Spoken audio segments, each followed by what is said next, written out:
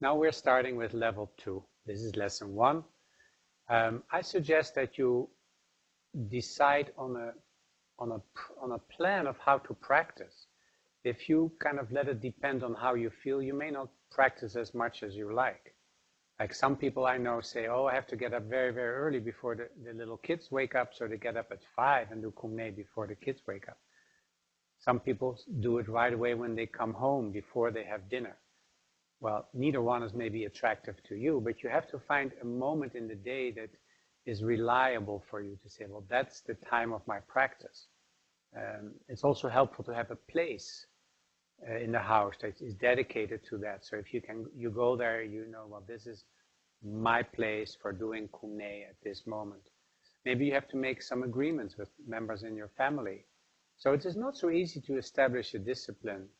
And if you do it a little bit gentle and let people kind of ease into how you're going to do that, then you get their support.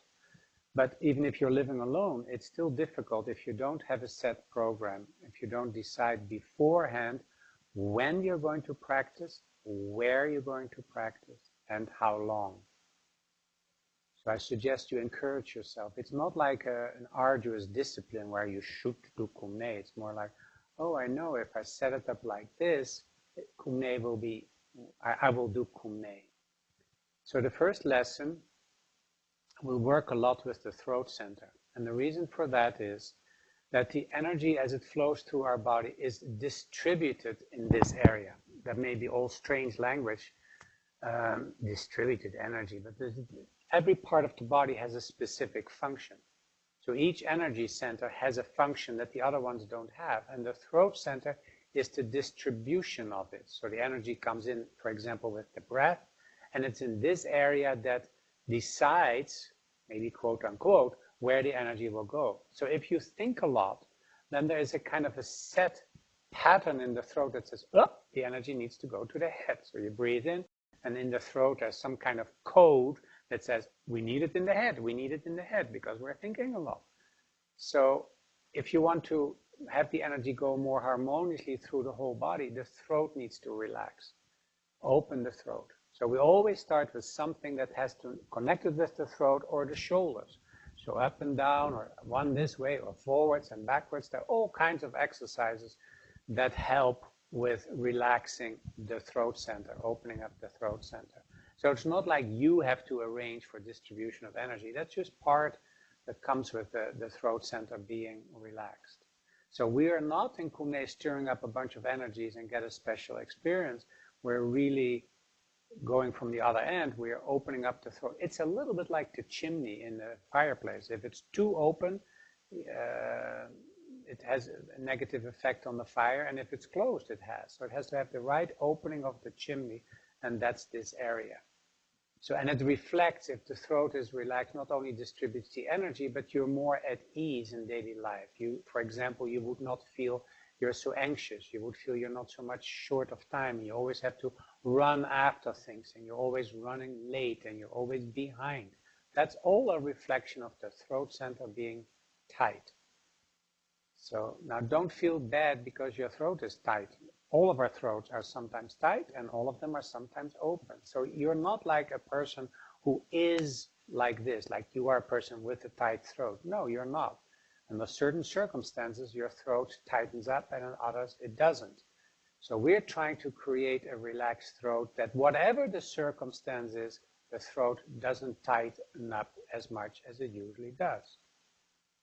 So that's where we're going to relax the throat. So these situations that otherwise would make you tense and uptight, well, they still will make your adrenaline going, or they still make some fears coming up, but it is not so big deal anymore. So you can be more, your energy is more accessible to you. So the throat is an important part in this lesson. But I would like to share a little bit of what's behind all of this. And that may not be so clear in when you're doing this lesson, but what's behind of this is that we're trying to restore balance. We're trying to stabilize balance. And balance in kumne means that the energy flows harmoniously, circulates through the body, through all the centers.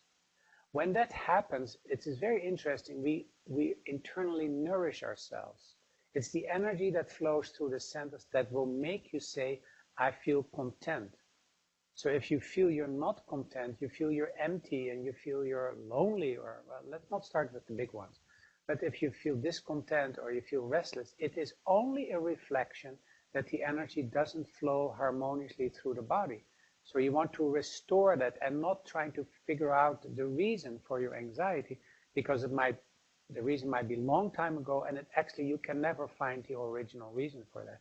And even if you would find it, it still has your throat tight or a certain center tight. The only way to deal with it in Kumne is to make the energy flowing throughout the body. So when there is a balance, we feel more together, we feel more in our element. So we need to learn to recognize how we lose that balance. And one way is, and this is not a moralistic thing, like you're a bad person if you do that, and you shouldn't do that. No, if you feel you're reaching out, if you feel you're looking for something to fulfill you or fill you up, if you're reaching out and trying to get more things, it basically is an indication that you are losing your balance.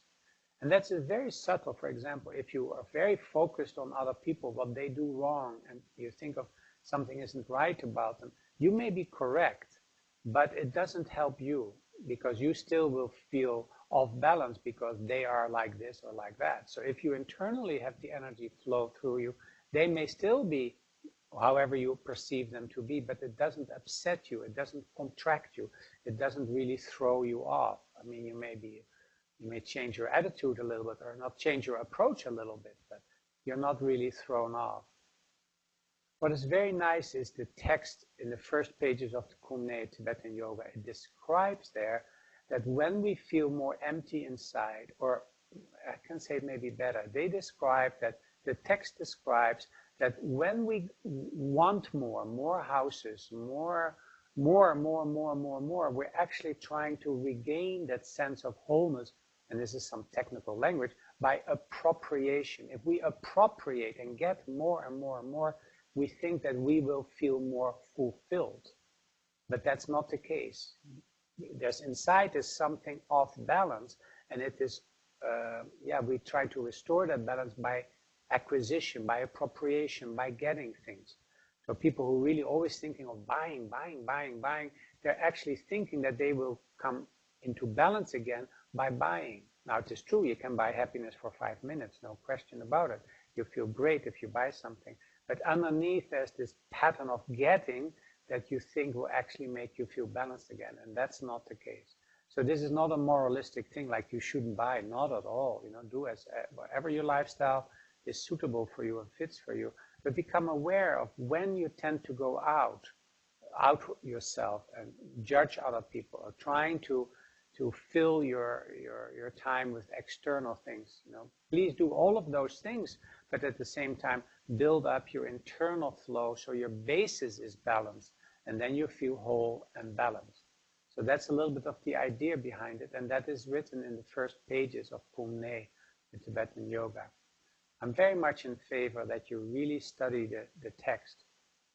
The way that I learned is by actually copying it. I would handwrite it. I would write it because I think if I write it beautiful and I make the sentences break in a way that I enjoy, I think is the right place, then what is inside the text, where the text is coming from, actually comes into me.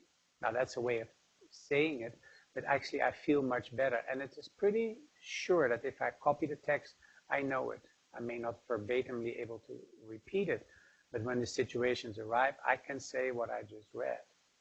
So I would highly recommend you read the text, maybe copy it, and let the text speak to you. Take some time for that. That's really half the work, the practice and the theory, and together they come and really will support you in your practice.